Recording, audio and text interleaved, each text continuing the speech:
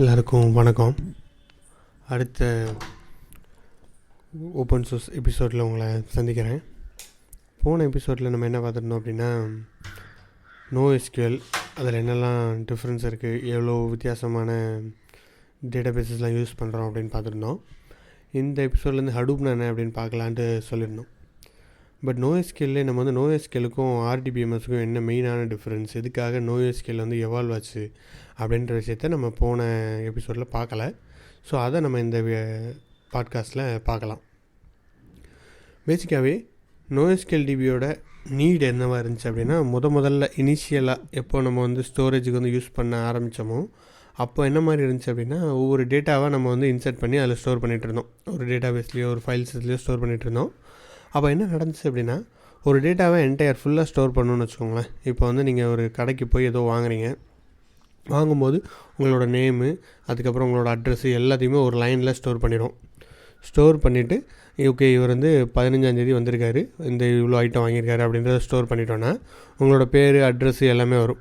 நீங்கள் மறுநாள் போகிறீங்க, மறுநாள் போய் அதே கடையில் நீங்கள் வாங்குறீங்க அப்படின்னா திருப்பியும் உங்களோட பேர், அட்ரஸ் எல்லாம் ஸ்டோர் பண்ணிகிட்டே வரணும். ஸோ ஒவ்வொரு ரோலையும் உங்களோட பேர், அட்ரஸ் வந்து திருப்பி ஸ்டோர் ஆகிட்டே வரும்.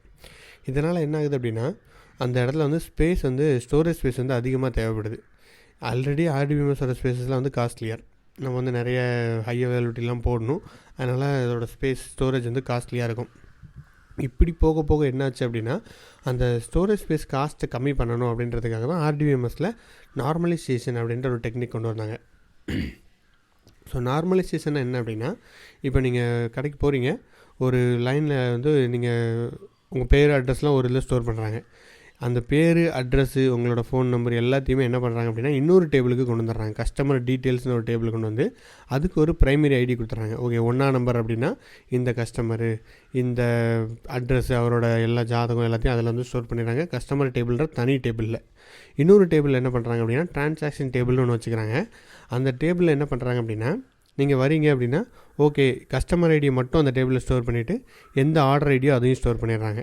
ஸோ கஸ்டமர் ஐடி ஒன்றுன்னு மட்டும்தான் ஒவ்வொரு டிரான்சாக்ஷனுக்கும் ஸ்டோர் பண்ணுறாங்க. இப்படி ஸ்டோர் பண்ணும்போது என்ன ஆகுது அப்படின்னா, எக்கச்சக்க டேட்டா ரிப்பிட்டேஷன் அங்கே தடுக்கப்படுது. ஈஸியாக நீங்கள் உங்களுக்கு டேட்டா தேவைன்னா என்ன பண்ணணும் அப்படின்னா, இந்த ஆர்டர் டீட்டெயில்ஸ் டேபிளையும் அந்த 1ன்ற ஐடியையும், இந்த 1ன்ற ஐடிக்கு கஸ்டமர் டீட்டெயில்ஸ் நம்ம வந்து ஜாதகம்லாம் ஸ்டோர் பண்ணி வச்சுருந்தோம்ல, அதுக்கும் இதுக்கும் ஜாயின் போட்டால் ஈஸியாக கண்டுபிடிச்சிடலாம். அந்த 1ஆம் நம்பருக்கு அங்கே யாரெல்லாம் இருக்காங்க அப்படின்னா ஈஸியாக நம்ம கண்டுபிடிச்சிட்டு போயிடலாம். ஸோ இதுதான் நார்மலைசேஷன் டெக்னிக். இது மோஸ்ட்லி எல்லாத்துக்குமே தெரிஞ்சிருக்கும். இப்படி தான் வந்து இருந்துகிட்டு இருந்துச்சு. ஒரு 20-25 வருஷமாக அதுதான் வந்து மார்க்கெட்டில் கோலோச்சிட்டு இருந்தது அப்படின்னே சொல்லலாம். இப்போ ரீசெண்டாக என்ன நடந்துச்சு அப்படின்னா, NoSQL என்ன பண்ணுது அப்படின்னா, அந்த டேட்டா ஃபுல்லாக திருப்பி ஃப்ளாட்டன் ஆக்கி விட்டுருது. NoSQL நீங்கள் வந்து டேட்டாவை அப்படியே ஒவ்வொரு இதுலையும் ஃபுல்லாக தான் ஸ்டோர் பண்ண போகிறீங்க. என்னடா அப்போது வந்து அதனால தான் நான் நார்மலைசேஷன் வந்தேன்னு சொன்னேன். இப்போ என்னடா திருப்பி நம்ம பேக் டு த பேசிக்ஸ் அங்கேயே போகிறோன்னு சொல்கிறேன் அப்படின்னா, அதுக்கு நடுவில் ஒரு சின்ன விஷயம் மட்டும் சேஞ்ச் ஆகிருக்கு. இந்த ஸ்டோரேஜ் டிவைசஸ்லாம் வந்து சீப்பர் ஆகிட்டே இருந்துச்சு. அது மாதிரி இந்த பேரல், அதாவது டிஸ்ட்ரிபியூட்டட் ப்ராசஸிங்கும் பவர் ஆகிட்டே வருது. ஸோ அதனால தான் இப்போ நம்ம வந்து ஸ்டோரேஜ் வந்து நிறைய ஸ்டோர் பண்ணிக்கலாம். அதனால் எந்த பிரச்சனையும் கிடையாது. ஏன்னா நமக்கு ஸ்டோரேஜ் ஸ்பேஸ் சீப்பாக வந்துருச்சு, நிறைய ஸ்பீடாக அக்சஸ் பண்ணலான்ற நிலைமைக்கு கொண்டு வந்துட்டோம். அதனால் நம்ம ஈஸியாக அனலைஸ் பண்ணணும், ஈஸியாக டேட்டா ஃபெச் பண்ணணும் அப்படின்னா, நீங்கள் சப்போஸ் ஒரு டேஷ்போர்ட் க்ரியேட் பண்ணுறீங்கன்னு வச்சுக்கோங்களேன். அந்த டேஷ்போர்டில் நீங்கள் ஒரே ஒரு வேல்யூ கொடுத்து, சப்போஸ் ஆதார் டேட்டாக்கே வச்சுக்கலாம். நீங்கள் வந்து ஆதார் ஐடி கொடுத்து என்டர் கொடுத்தீங்கன்னா ஒரு மில்லியன்ஸ் ஆஃப் ரெக்கார்டில் போய்ட்டு ஹிட் பண்ணிவிட்டு இமீடியட்டாக ஒரே ஒரு ரெக்கார்ட் எடுத்துகிட்டு வரணும்.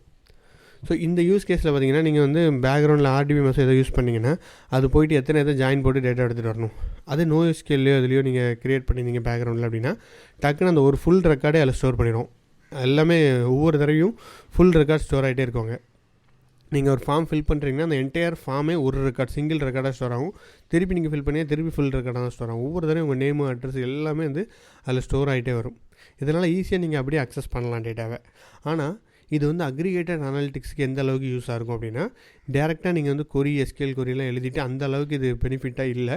பட் MongoDB அப்புறம் HBaseலாம் வந்து அதுக்கு மேலே சில லேயர்ஸ் யூஸ் பண்ணி நீங்கள் அதில் அனாலிட்டிக்ஸும் பண்ணலாம், அக்ரிகேட்டட் அனாலிட்டிக்ஸும் பண்ணலாம். MongoDBயும் கூட ஓப்பன் சோர்ஸ் தான், HBaseம் கூட ஓப்பன் சோர்ஸ் DB தான். ஸோ இந்த மாதிரி தான் எவால்யூஷன் வந்துச்சு. இந்த மாதிரியான யூஸ் கேஸஸ்க்கு நம்ம வந்து NoSQLக்கு போகலாம். ஸோ இப்போது போன இதில் கூட சொல்லியிருந்தோம், நம்ம வந்து நீங்கள் வெப்பில் வந்து நிறைய MongoDB யூஸ் பண்ணிட்டுருக்காங்க. ஏன்னா ஜேசனாகவே ஸ்டோர் பண்ணுதுன்னு சொல்லியிருந்தோம். அதே மாதிரி தான் அது அப்படியே டேட்டா ஸ்ட்ரக்சர் ஃபார்மேட்டாக அப்படியே ஸ்டோர் பண்ணும்போது நீங்கள் எடுத்து ஈஸியாக ஹேண்டில் பண்ணிக்கலாம். அவங்களோட பிஹெச்பி ப்ரோக்ராம்லையோ இல்லை இதுலையோ ஈஸியாக அதை வந்து அக்சஸ் பண்ணிக்கலாம். அதனால தான் NoSQL ரொம்பவே பாப்புலர் ஆகிட்டு வருது. அந்த இதில் ரீசெண்டாகவும் நம்ம நிறைய டேட்டா வர அதாவது பிக் டேட்டா அப்படின்னு சொல்கிறாங்க அந்த டேர்மை. அப்படி டேட்டா வர என்ன பண்ணுறாங்க அப்படின்னா NoSQL நிறைய டேட்டாவை ஸ்டோர் பண்ணுறாங்க. அந்த கிளஸ்டர்லேயே அதை ஸ்டோர் பண்ணிகிட்டு இருக்காங்க. இந்த இதில் தான் நம்ம வந்து பிக் டேட்டாவோட எவால்யூஷனும் இருக்குது. வாங்க நம்ம நெக்ஸ்ட்டு பாட்காஸ்ட்டில் ஹடூப்னா என்ன, அது எப்படி எவால்வ் ஆச்சு, அதுக்கும் NoSQLக்கும் என்ன டிஃப்ரென்ஸ், என்ன ஒற்றுமை அப்படின்றத பார்க்கலாம்.